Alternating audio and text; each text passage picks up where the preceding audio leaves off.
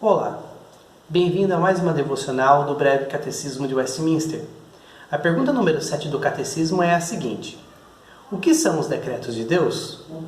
Vamos fazer a leitura da Palavra de Deus em Efésios, capítulo 1, verso 4 a 6, onde o apóstolo Paulo diz: assim como nos escolheu nele antes da fundação do mundo, para sermos santos e irrepreensíveis perante ele, e em amor nos predestinou para ele, para a adoção de filhos, por meio de Jesus Cristo, segundo o beneplácito de sua vontade, para louvor da glória de sua graça, que ele nos concedeu gratuitamente no amado.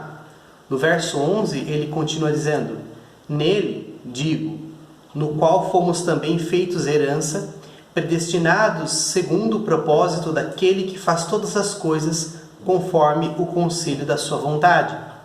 No livro de Atos, no capítulo 13, verso 48, Lucas registra: os gentios, ouvindo isso, regozijavam-se e glorificavam a palavra do Senhor, e creram todos os que haviam sido destinados para a vida eterna. Em 1 Coríntios, capítulo 2, verso 7, o apóstolo Paulo diz: falamos a sabedoria de Deus em mistério, outrora oculta, a qual Deus pré-ordenou desde a eternidade para a nossa glória.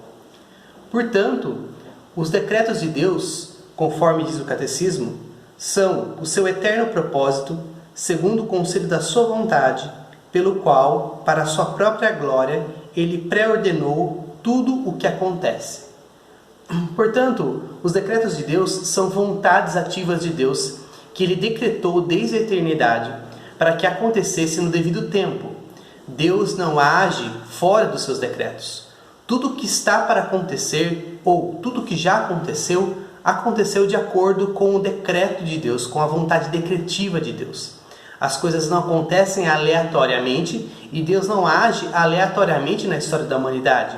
Deus tem um plano perfeito que ele traçou desde a eternidade, desde antes da fundação do mundo, antes do Cordeiro ser imolado. E essas vontades de Deus, elas foram organizadas em decretos que ocorrem dentro do tempo da história.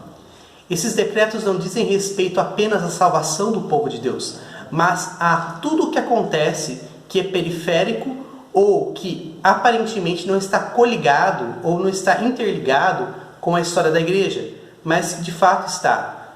Então, os eventos mais catastróficos do mundo, os eventos mais importantes, as grandes mudanças da história, tudo passa pela vontade ativa de Deus.